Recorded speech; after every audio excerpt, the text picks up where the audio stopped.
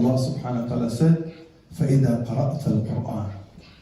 Whenever you recite the Quran, فَاسْتَعِذْ بِاللَّهِ مِنَ الشَّيْطَانِ الرَّجِيمِ. Seek protection, seek refuge with Allah subhanahu wa ta'ala from the accursed shaitan. So when you say أعوذ بالله من الشيطان الرجيم, you should remember that you are following the command of Allah.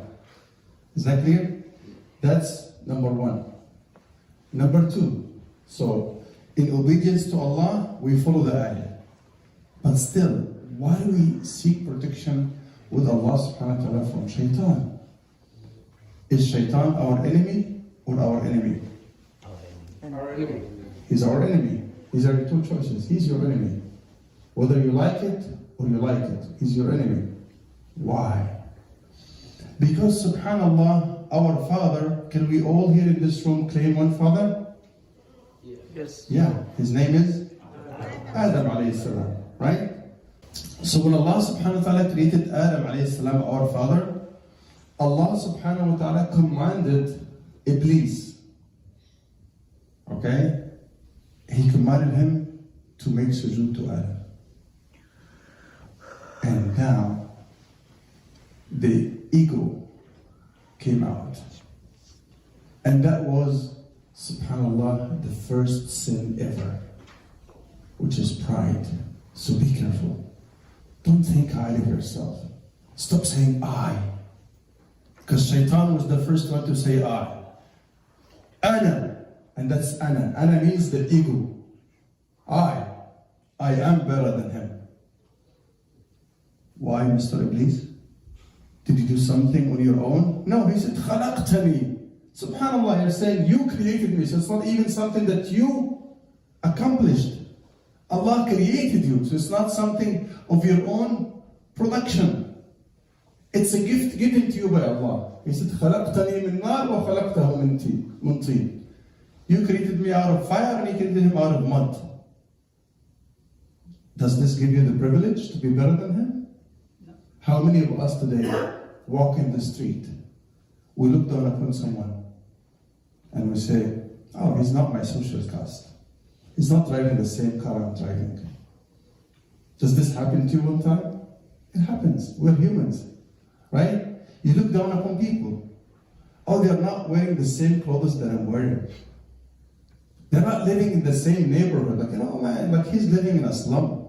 I live in my own house by the ocean. Do we have an ocean here?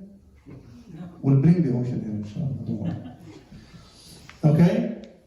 So, Allah is teaching us to learn why is that reason behind the animosity of shaitan against all of us.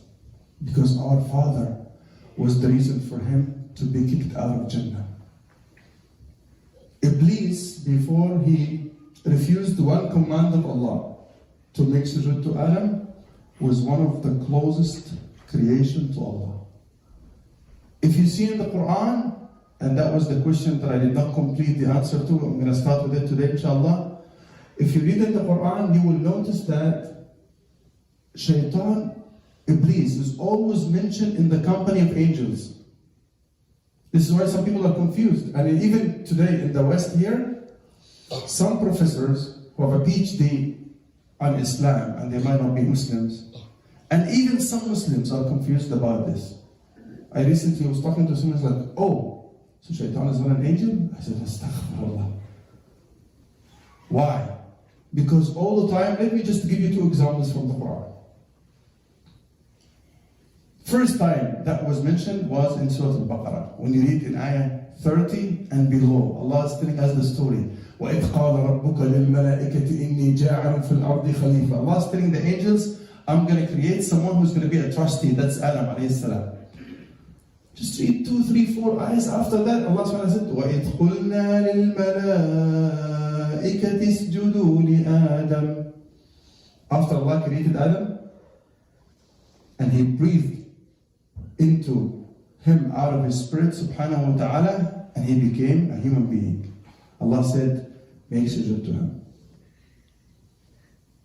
Allah said, وَإِذْ قُلْنَا لِلْمَلَائِكَةِ. Remember when we said to the angels, اسْجُدُوا لِآدَمَ, make sujood to Adam.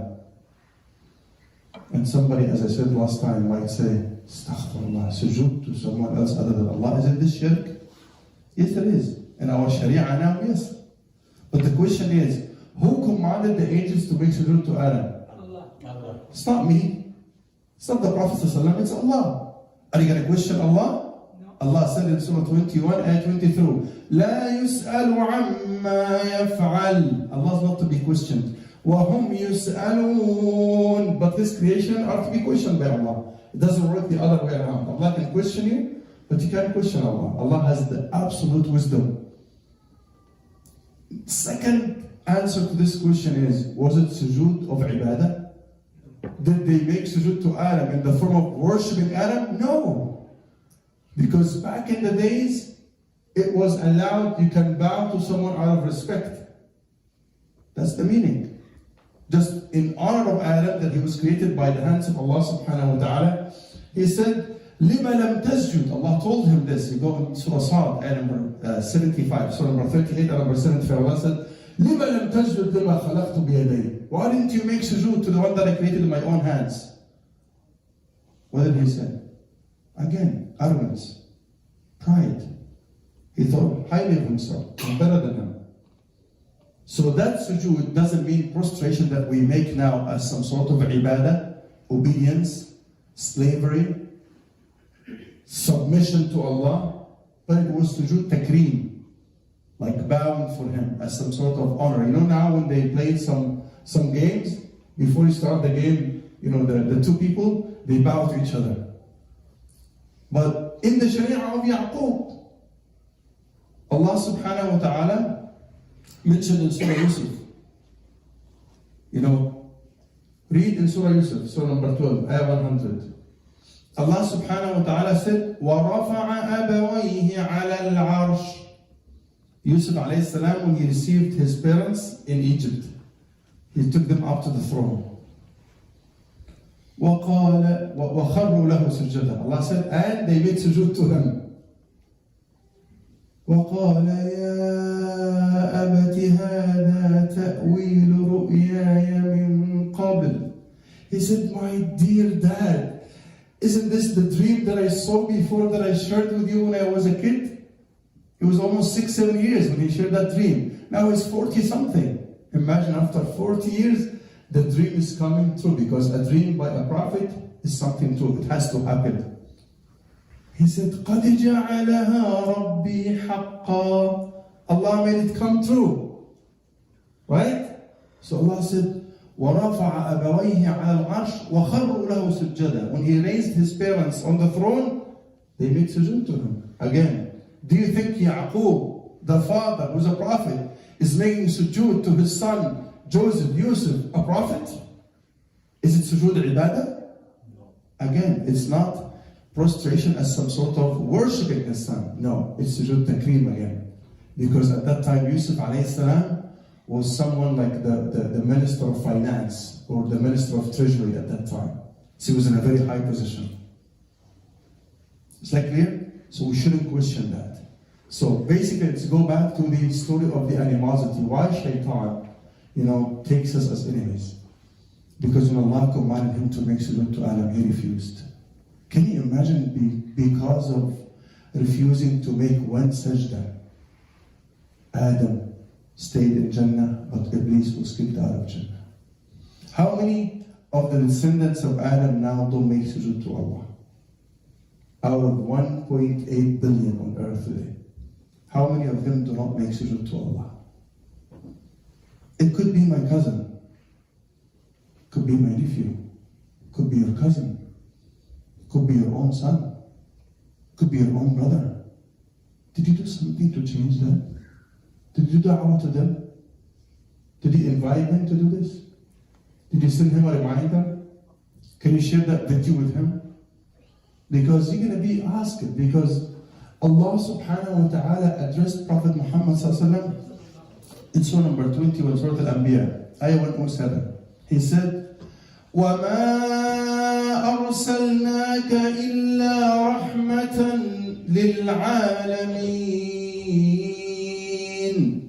O Muhammad, we have not sent you sallallahu alayhi wasallam except as mercy. For who? Al-Alameen.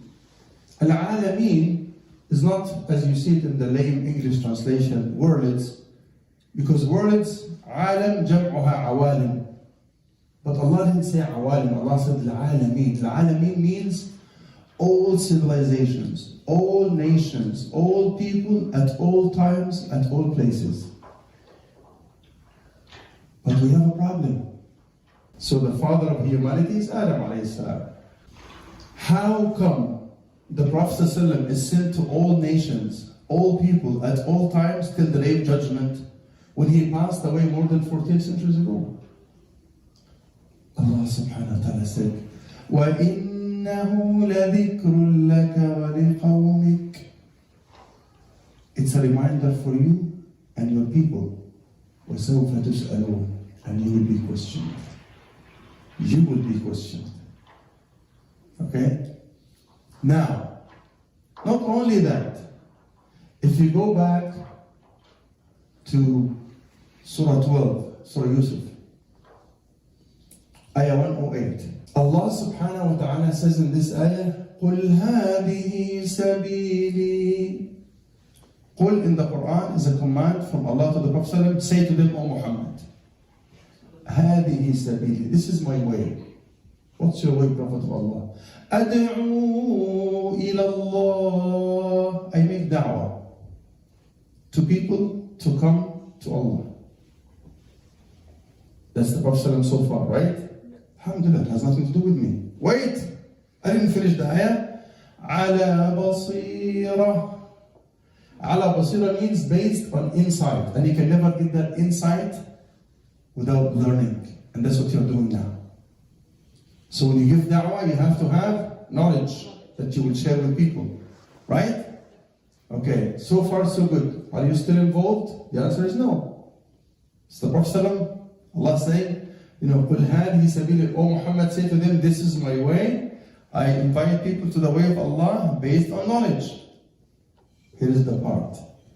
أَنَا وَمَنِ اتَّبَعَنِي. I and everyone who follows me. Now you are engaged. He said, I and everyone who follows me. Can anyone in this room raise his hand if he is a follower of Prophet Muhammad sallallahu alaihi wasallam? Do you follow Prophet Muhammad sallallahu alaihi wasallam? One hand? Astaghfirullah. I wish I had more than 10. I'm proud to be his follower, right? So now, are you commanded by virtue of this ayah that you need to make da'wah? Because he said, أَنَا وَمَنِ اتَّبَعَنِي. I and everyone who follows me.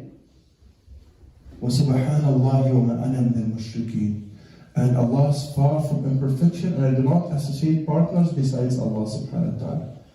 But here is a big question, right? Brother Safar is going to say, I don't speak Arabic like you. Okay? And Sam is going to say, I'm not that eloquent when it comes to public speech. How can I make that? Alhamdulillah, so I'm not supposed to do it. I said, no, you're not out of the hook. Why? Because da'wah is 2 types. Listen carefully. Da'wah is 2 types. Da'wah by speaking, da'wah by acting. And they say in English, actions speak louder than words. So let me put it in the language of the youth today. So there's da'wah by talking and da'wah by walking. And today, Islam doesn't need too many public speakers. Islam needs da'wah by walking. Act as a Muslim. Wallahi, if you smile in the morning when you open your door to see your neighbor who's not a Muslim, that's da'wah. They're going to say, man, I was asked this question one day. I was giving a presentation at the Wake Forest University in North Carolina. I was teaching Islam there. And then I was giving a presentation to the professors in the religion department. You know, somebody teaching Judaism, Christianity, Buddhism. And after I finished my presentation, one of the professors said, Dr.Bedeir, can I ask you a question? I said, go ahead, but why are you angry? He said, I'm not angry. I said, okay. I can tell. He said, it's even like off topic. I said, go ahead, ask any question. He said, why are you always smiling? And guess what? I didn't tell him the Prophet ﷺ was always seen smiling and that. No. You have to be, rational. Yes, we have a hadith in Sahih Muslim, narrated by Ubaydullah ibn al-Harith. He said, ما رأيت رسول الله صلى الله عليه وسلم إلا متبسما. I have never seen the Prophet ﷺ except smiling. That's the default. You and I today, in the morning, Assalamu alaikum, bro. It's like, wa alaikum assalam. Like, man, what's going on? It's like, no. You want me to smile while these things are happening in Syria and Lebanon and Libya? It's like, bro, does your frown will change the situation there? Come on. Yeah, we make dua for them, we help them in any way we can, but do you think by frowning, inshallah, the problem will be solved? No. So I said to him, guess what was my answer? I looked at him and I said, the best way sometimes to answer a question is by sending a question back. Especially if you are married. Shall I give you a tip if you are married? You come back home at 2 o'clock in the morning and you try to come very quietly. And you put the key, you try to turn the doorknob very quietly, right? So that your wife cannot hear you. Guess what? She's not sleeping. Yes, she's under the blanket, but her eyes are wide open, but she wouldn't show you. And then she lets you do whatever you like. And then you walk and say, Alhamdulillah, she's asleep. And then you change your clothes very quietly. And you try to hear the bed, and all of a sudden an earthquake happens. What time is it now? It's like, I don't have a watch. Like, I have one. It's 2 a.m. Where have you been? You're in trouble now, right? Here's the tip. Answer the question with a question. You smell that spicy biryani in the kitchen? Just go ahead and say, did you cook that biryani? This is gonna cease fire right away. No war. She's gonna say, yes. Let's eat some together, inshallah. It just smells good. What about the taste? It's like, it's the first time ever you praised her, like, you talked nicely about her food. So she's gonna say, oh my God, like something happened to him. I wish he comes 3 o'clock in the morning, but at least he likes my food. Anyway. So I talked back to him and I said, why am I always frowning? And then I used the same tone and I said, can I ask you a question? But I'm going to be answering a question. He said, yes. I said, why are you always frowning? And he started thinking.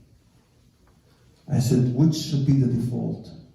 Should it be frowning all the time or smiling all the time? Which is better? And subhanAllah, sometimes people even don't think about that. I said, I'll give you a tip.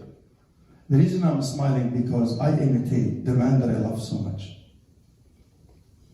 I mentioned him in my talk. He's my prophet. He's my role model. He was always smiling. And you know what? Shall I give you the benefits of smiling? When you smile a lot, that's what they prove, medically speaking. They say, when you smile, lots of muscles move in your face. So you will be 72 like me, but you look like 27 as I look now. Am I right, doctor? I'm serious, wallahi. When you smile, so many muscles in your face move. But when you frown most of the time, very few muscles move. You'll have wrinkles while you're 27, you'll look like 72. I'm serious. Wallahi, do you see some people who are young, but subhanAllah, they start having those wrinkles? I remember one time I was teaching a class in London, UK.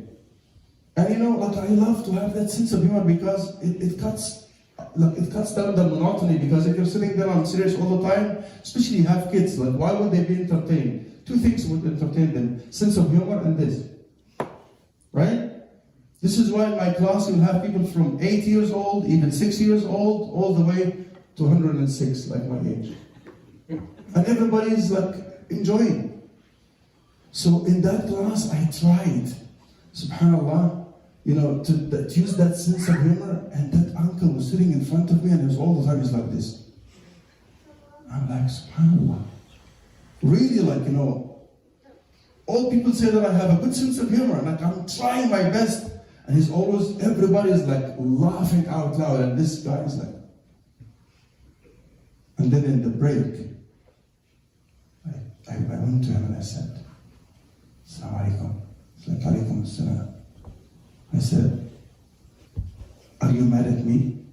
He's like, I said, why? And normally when I teach, like especially when I travel internationally, I'm wearing a suit and a tie. And he said, would your tie take you to Jannah?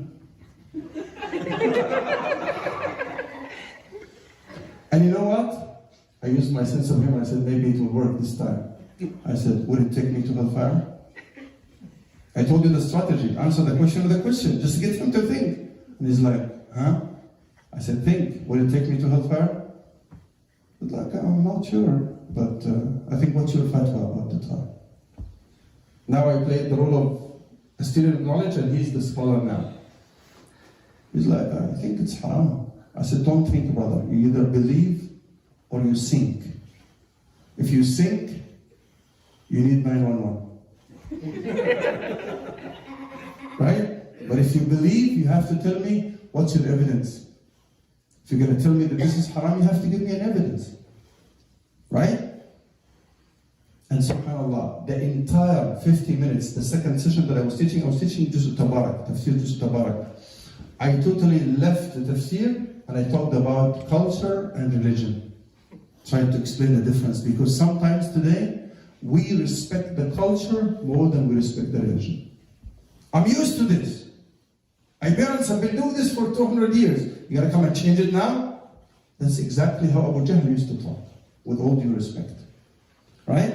When the Prophet came to change their ways that were wrong, they said, Inna wajadna aba'ana ala ummah. We have been doing this for years. We're coming now to say, and Allah subhanahu wa ta'ala responded to that. He said, قُلْ أَوَلَوْ كَانَ آبَاؤُكُمْ لَا يَعْقِلُونَ شَيْئًا. What if your parents did not use their minds? Would you just follow them and be foolish like them? You see what I'm saying? So during the entire class, I tried to talk about this in a very subtle way, in order not to embarrass, my uncle. And the first thing I did in the next session, I stood in front of him and I made tawbah. I took off my tie, I just put it on the table, just to get him involved. And then the first joke I shared after that, he was like, he was struggling to smile. He's not used to it. I'm like, subhanAllah, what's wrong? Ya akhi, wallahi, the Prophet said, tabassumuka fi wajhi akhika sadaqa. When you receive your brother with a smile, it's an act of charity. It's written as a good deed. You see what I'm saying? So we need to change that. So what I did in that class, sorry for the tangent, but it's very important because we're learning to. This is how I started, just to talk about the culture. I said, who in the class here can tell me the favorite dish of Prophet Muhammad sallallahu alaihi wasallam? And most of the audience were Indo-Pak. Like I had about 390 students that day. Most of them, I would say 90% are Indo-Pak. And then I waited for somebody to give me the answer and nobody talked. I said, don't tell me biryani.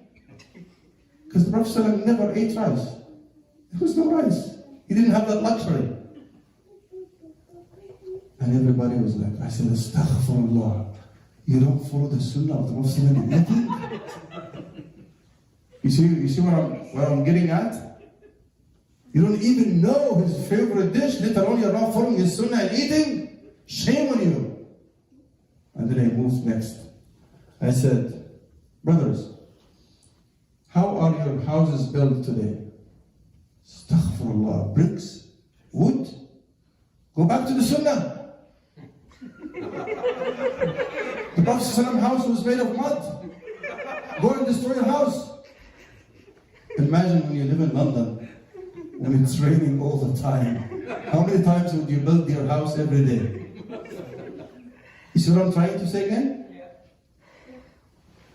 This is culture. Wallahi, if the Prophet ﷺ was sent to Canada, he would be dressed like us here in Canada. Right? Do you think that the sari thawb is the same way the Prophet used to be dressed? So, again, brothers, there is nothing called uniform in Islam. All what you need to do, wallahi, when we say hijab, it's hijab for men and women. And some people are like, no, astaghfirullah, Shaykh. Did you eat lots of biryani tonight? What's wrong with you tonight? Like, we're talking about so many things. Hijab for men? Wallahi. Hijab is for men and women. What do you mean? Everything that we ask the women to do, we ask the men to do, except for how much should be covered. But everything else is the same. What do you mean? It's just the awrah. The awrah of the woman is all her body except the face and the hands. And another opinion, even including the face and the hands. But whichever one you follow, respect the other one. You see what I'm saying? And when I say this, I say the face, not the face. Okay? And the hands, not the hands. So these are the hands. Because sometimes some people wear abaya and just goes down like this and most of the arm is exposed, right? So, other than this, what's the awrah of man? It's from the belly button to the knees. But have you ever seen somebody wearing something from here to here? Like, this is the fashion, man. No, it's just being appropriate. Right?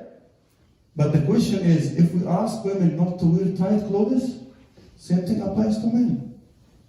If we ask women not to wear transparent clothes, same thing applies to men. If we ask women not to wear the clothes of the opposite gender, same thing applies to men. Imagine if I come down for Fajr wearing a skirt. It's going to be in the news tomorrow. So Imam is like, man, he's acting weird.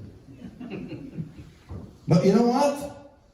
If I am back home in some subcontinent places where they can put that thing that looks like a skirt, it's going to be very common. The whole lecture talking about brothers, we should differentiate between what's religious and what's cultural. Religion comes first. And then alhamdulillah, at the end of that class, the uncle came and he put the tie on again back. And alhamdulillah, he was smiling for the rest of the class. He was trying to smile, but alhamdulillah, at least he started smiling. Now we know why Shaitan is our enemy, right? First of all, because he had an ego, he refused to make sujood, and that's the reason Allah subhanahu wa ta'ala kicked him out of Jannah. So he took an oath upon himself that he will try his best to misguide as many of us as possible. And you can see lots of people, including some Muslims, who are not practicing their deen. Why? Because they're under the control of Shaitan. They listen to his whispers. Right? Okay. Now, does every one of us have a Shaitan with him? Yes. The answer is yes. Does every one of us has an angel with him? Yes. Yeah, so you have two qareen, an angel and a Shaitan. Sometimes you have those, good whispers. Like, I should read Quran. I should go to the Halaqa. I should do this, right? That's your angel trying to tell you to do something good. And the young ones, they say, I should listen to my parents. I shouldn't talk back. I think I shouldn't talk back. But then Shaitan comes to them, their Shaitan are going to say, but you know what? They don't listen to you. So you have to talk back so they can listen to you. Yes. Don't be a puppet. You're growing now. Look at your voice, changed. Show them that you're a man. Right? Why do I have to do my homework right now? I didn't finish my games. Right? Whenever you hear that voice inside you, do something good, that's your angel. Guess what? One day the Prophet ﷺ was late. And it was the night of Aisha radiallahu anha.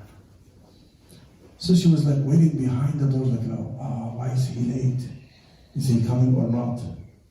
Is he going to one of the other wives? And then while she's thinking, the Prophet ﷺ, knocked and opened the door. And he said to her, بما يحدثك شيطانك يا عائشة? What's your shaitan whispering to you, Aisha? She said, أو معي شيطان يا رسول الله?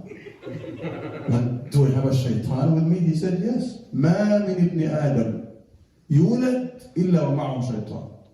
Every newborn, once that newborn is born, he's a sign of shaitan. She said, حتى أنت يا رسول الله? Even you, messenger of Allah? He said, حتى أنا. ولكن الله هداه لي فأسلم. But Allah guided him, so he accepted Islam. He doesn't command me to do anything bad. So can you guide your shaitan? Yeah, by doing good all the time.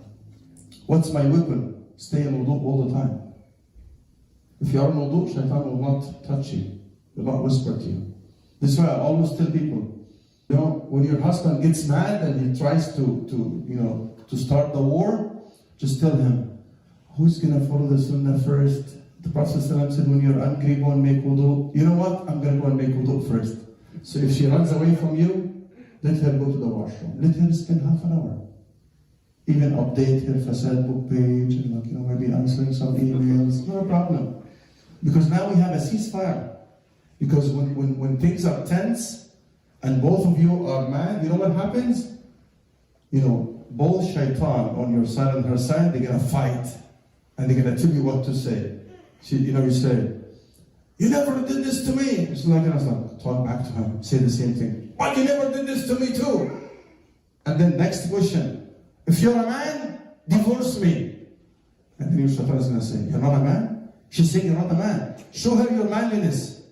Oh, are you saying this? Yes, I'm saying it again. If you're a man, divorce me. And then he's going to say, you're divorced. He's going to say, you said it?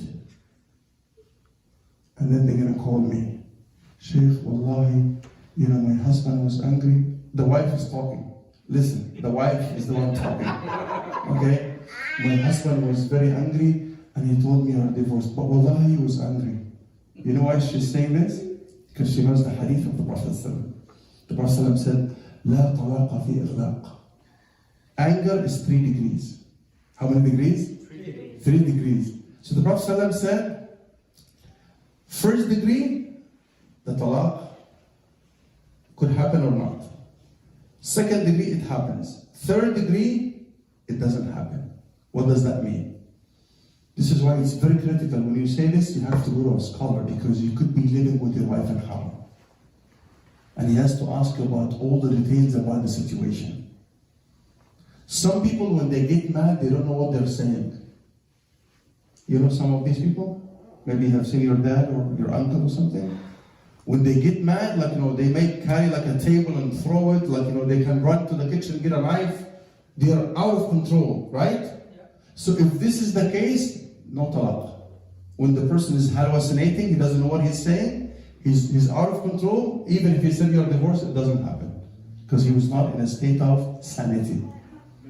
That's what the Prophet said, La talaqa fi iglaq. Iglaq means this is not being used. But the 2 other degrees, they're questionable. Sometimes, when the sister says this to me, I say, okay, bring your husband and come. So they come and they sit down and you cross-examine. Okay, you tell me the story. You ask the husband first. And the husband is going to say, we were sitting in the living room and we were watching a game and I support the team in red and she supports the team in white. And the team in red scored here. She got mad. We started fighting. She's like, but Sheikh! I said, no interruption. Your turn is coming. You gotta tell me your version of the story. Don't try to influence him. Let him tell the story. You know why she's doing that? Then once he finishes the story, and she said this, and I said this, and then she said, if you're a man, I told her, yes, I'm a man, and I'm divorcing you. So you knew what you were saying, right? And you were aware of what it means. Is that clear? So you are divorcing her. And then she said, but he was mad. I said, I know, sister. He's not going to come home one day, give you a flower with a smile and say, honey, I love you so much, you're divorced. Have you ever seen a scenario like this? Nobody will do that. But she's trying to influence your judgment by saying, but he was mad. Who made him mad? Shaitan. I know that Shaitan. Right? Shaitan urged you to speak and say to him, if you are a man, and you know this is his point of weakness, he's going to show you his manliness. If this is my hand, I'm going to give it to you.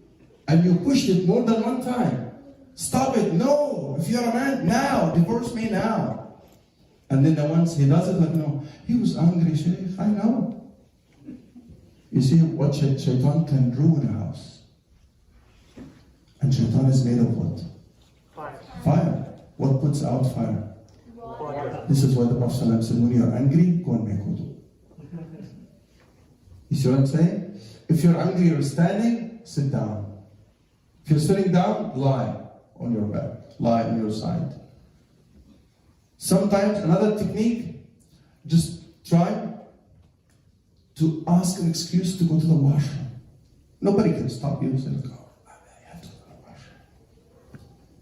And then sit there for 20 minutes. Take your cell phone with you. You know? And then once you come out, if you look at her, she still have a red face and she's like waiting with her arms on. Say, where are my keys? Subhanallah. Just 1 second. And you sneak around, take your keys, and leave the house. Drive around, go to Sheikh Tim Horton, you know, call one of your friends, you know, go do some grocery, right? And then 1 hour, 2 hours, he's gonna call you. Assalamu alaikum, where are you? You see the voice is different now, right? He's gonna say, I'm still kicking, I'm still alive. So when are you coming back home? Home? Is there like a ceasefire or am I gonna still resume? No, everything's okay. Okay, I'm coming. Then you don't give Shaitan, you know, a reason to ruin the house. You see how Shaitan can ruin a house? Just, it's a second of anger. You see what I'm saying? So remember this. Now, I told you before the secret of Bismillah, right? The Prophet ﷺ used to say Bismillah in everything. And Bismillah is a warning for Shaitan. When you enter the house, you say Bismillah. Right? When you put on your clothes, you say Bismillah. When you enter the masjid, you say Bismillah. Everything in your life. What does Bismillah mean? It means without Allah, you can do nothing. And we're going to talk extensively, inshallah, when we talk about Bismillah and Al-Fatiha. But what I'm saying is, Shaitan, like one time, I was sitting with a sheikh, he was dealing with a case that was possessed by jinn. And he asked the lady, he said, after he started dealing with the case, so the jinn talks using the voice of the woman. He said, what's your name? And the jinn said, Saleh. He said, are you Muslim? He said, yes. He's like, why did you do this? She said, because she harmed me first. How? He said, she poured hot water on the sink while it was dark in the kitchen. How could she know? He said, she could have warned me. How? Just by saying Bismillah. Once we hear the name of Allah, we leave. You see what I'm saying? So especially between Maghrib till daybreak, always when you are in a dark place, say Bismillah. When you come back to your house, you say Bismillah. If you say Bismillah, Shaitan in the house would say, we have no hotel for the night. He's going to leave. But if you forget to say Bismillah, Shaitan will say, we have a hotel for the night. Then you start eating dinner. You say Bismillah, no dinner for Shaitan. You forget Bismillah, Shaitan is going to say, we have bed and breakfast. So he's going to stay for the night and he's going to take the barakah of the food. This is why, subhanAllah, when you remember Allah subhanahu wa ta'ala all the time, you wouldn't have so much fights in the house. A house where Surah Al-Baqarah is being recited, Shaitan can never be there. That's also another way to deal with Shaitan. What do you mean? Do I have to recite Surah Al-Baqarah every day? Wallahi, if you can, that would be good. but it will take you 2 to 3 hours. What can I do? Just play it on. You have so many means of technology today. If I were you, I would leave it on in the house 24/7. We have so many like laptops and iPads and iPhones and right? Just turn it on and leave it. Shaitan will never be there. The Prophet said a house where Surah Al-Baqarah is being recited, Shaitan can never be there. Is that clear? So now we know the animosity of Shaitan. Last time I left you with 2 cliffhangers. Do you remember them?